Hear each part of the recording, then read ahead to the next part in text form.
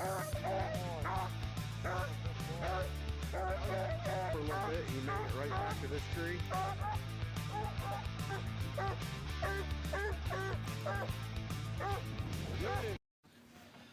What's up, everybody? Welcome back to another video about coon dog training. What we're going to talk about today is we're going to talk about those dogs that just need to be hunted. Okay, so those dogs that just need to be hunted, this is the stage where you make a coon dog.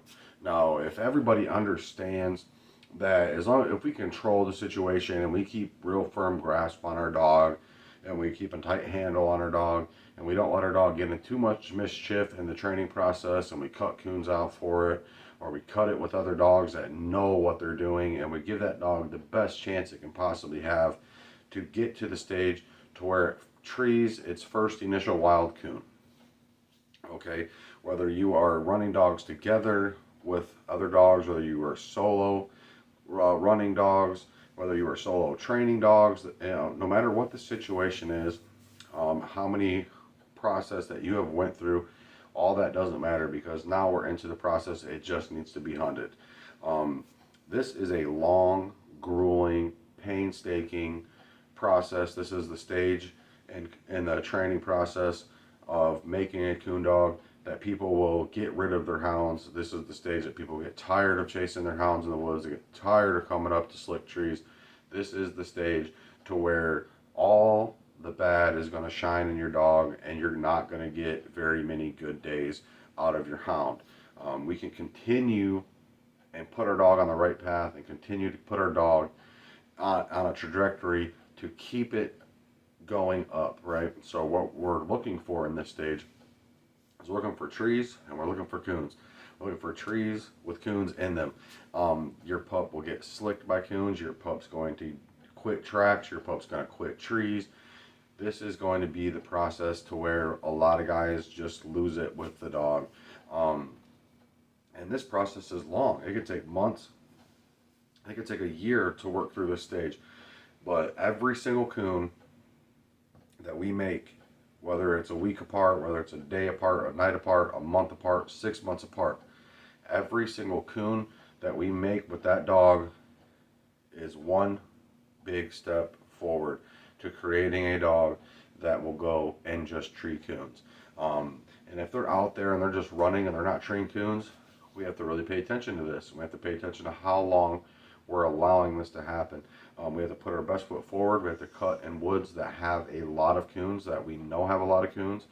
This is where guys create bad behaviors with the dog because they put feeders out and they cut over feeders. We have to pay attention to what we're allowing, what we're not allowing the dog to do during these stages. There's not a whole lot you can do to mess it up. I think cutting in the same exact patch of woods over and over and over, night after night after night, is a bad thing for these dogs, especially if they have never came up with a coon in these woods. So we don't know for a fact that these dogs have came up with, or we don't know for a fact that coons are in these woods, and we just keep cutting and cutting and cutting. So this puts our percentage to our dog to run trash up. Running over top of feeders constantly, it makes a crutch for the dog to where the dog has to have that feeder there, or it's not going to strike up a coon, or it's just not going to be able to go out and strike its own track up. So we're going to watch how much feeders that we cut over. We're going to watch the patch of woods that we cut into.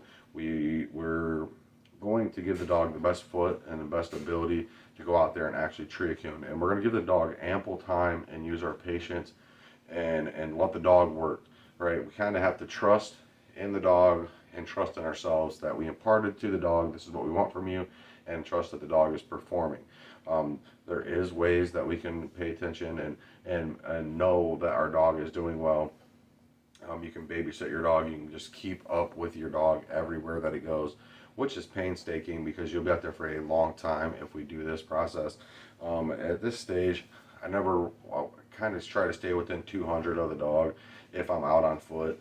And it's just a solo dog, and solo dogs in this process are the ones that are going to take the most effort and the most work to get to that tree, to get a coon up the tree. But I hope you guys like these coon hunting tips and these coon hunting videos. I got a pup currently in the needs to be hunted stage, and hopefully he'll be coming up with some coons this coon season. And if he does, I'll try to get these videos posted on here.